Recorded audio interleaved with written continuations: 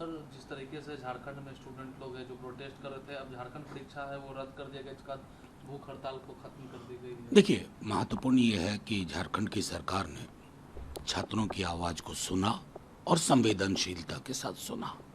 Pellet gun नहीं चलाए, कील लगी लाठियां नहीं बरसाई उनके पीठ पे, छाती पे।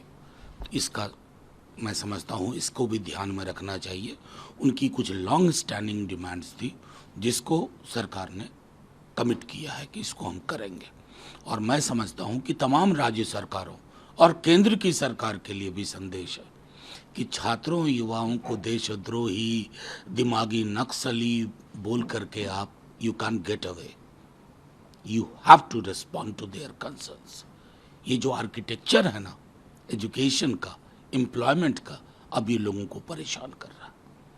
मल्लिकार्जुन खड़गे जी, उन्होंने जिस गोवा में कार्यक्रम में फिर कांग्रेस वंदे मातरम के दो छंदे पर अड़े रहे और इस पर उन्होंने है वो बीजेपी और आरएसएस पर भी हमला किया है। नहीं, जाहिर है, देखिए अब मतलब मैं मीडिया के साथियों से क्या कहूँ, ये कौन लोग हैं जो वंदे मातरम के बहाने मौलिक मुद्दों से भटकाना चाहते हैं? ये कौन लोग हैं जिनको राष्ट्र के झंडे के साथ कोई सम्मान नहीं था?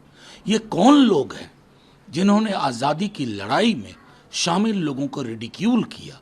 ये कौन लोग हैं जो आज भी छात्रों, युवाओं की पीड़ा को नहीं समझते?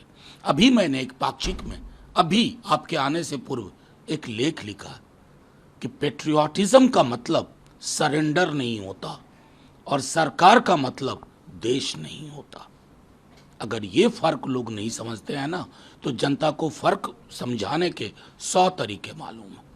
डोनाल्ड ट्रंप ने सीईसी ज्ञानेश कुमार की है वो की है और कहा है कि भारतीय मतदान प्रणाली की प्रशंसा भी नहीं, बहुत बड़ा बैनर लगवा देना दिल्ली के चौक चौराहा पूरे देश में कि डोनाल्ड ट्रंप से वैलिडेशन आया है ज्ञानेश जी के लिए।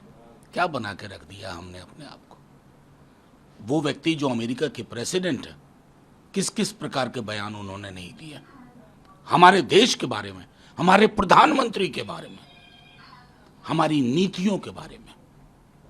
क्या ये उचित है? उस वैलिडेशन को सर पे उठा करके यूरेका यूरेका पा लिया करें? क्या बना के? It's ridiculous to even respond to such questions. 27 lakh लोग अभी भी बंगाल में बाहर हैं। कितने बड़े बड़े साइंटिस्ट के साथ, इंटेलेक्चुअल्स के साथ, आम लोगों की तो बात ही छोड़ दो, वो किस पीड़ा में है, उनकी पीड़ा की बात ना करें।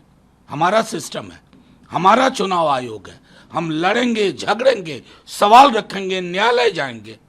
एक वैलिडेशन लेकर के लगाओ बैनर पोस्टर हर जगह।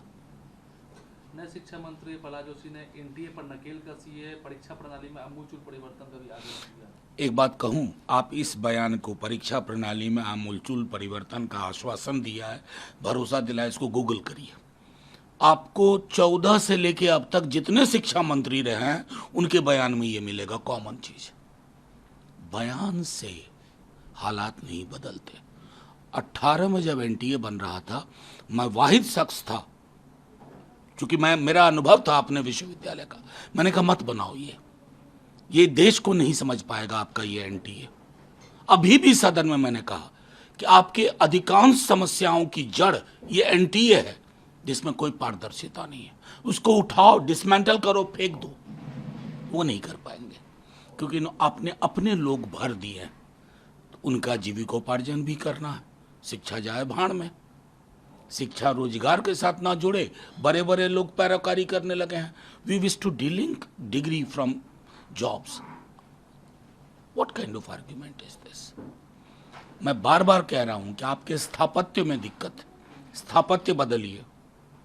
बिहार सरकार ने है सिवान में छात्रों के विरोध प्रदर्शन के दौरान पुलिस की बर्बरतापूर्ण दावों को सुप्रीम कोर्ट में हल्फनामा दायर किया और उसमें यह कहा कि छात्रों के विरोध प्रदर्शन के दौरान केवल हवा में AK-47 से फायरिंग की है, इसमें कोई घायल। पता नहीं, मैं समझता हूं कि बिहार की सरकार अभी भी नहीं समझ पा रही है कि उनके पांव के नीचे की जमीन जा चुकी है। यह हलफनामा मैं वाकिफ हूं क्योंकि मेरे केस में एड ऑन किया गया था। जो मेरा पिटीशन था हवा में दागी गई। किसको मतलब हलफनामा में भी झूठ, डस्टबिन की तरह। क्या मतलब क्या मैसेज देना चाहते हैं? उस संदर्भ में मैं आपसे कह रहा हूं, हवा में AK-47 चलाने का आतंकवादी थे क्या? छात्र और युवा था। चांद सितारे मांग रहे थे क्या? नहीं। बेहतर परीक्षा और बेहतर अवसर, ईमानदार अवसर। AK-47 चलाएंगे, हवा में कह रहे हैं चलाएंगे। ये सारा जो हलफनामा है ना, ये झूठ की बुनियाद पे है। और इसलिए कल ही तेजस्वी जी ने कॉल दिया है तिरंगे के साथ, दलगत राजनीति से ऊपर जो भी इस सरोकार के साथ है वो आए। उन्होंने ये भी दावा किया, कहा है कि बिहार वो पेपर लीक का हब बनता है। नहीं, ये आप तेजस्वी जी ने कहा तो विपक्ष के लोगों को थोड़ी सी परेशानी होगी।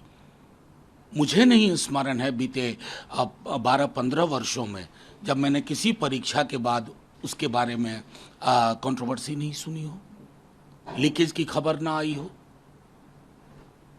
घोटाले ना हुए हों।